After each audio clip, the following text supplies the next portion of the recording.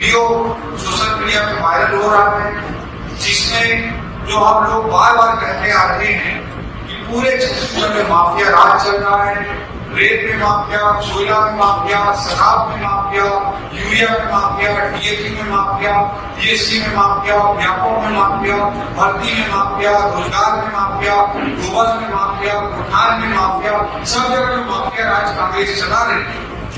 और जो भ्रष्टाचार की संस्कृति कांग्रेस के उच्च पदों पर बैठे हुए लोगों ने, शीर्षस्थ लोगों ने जो बोया,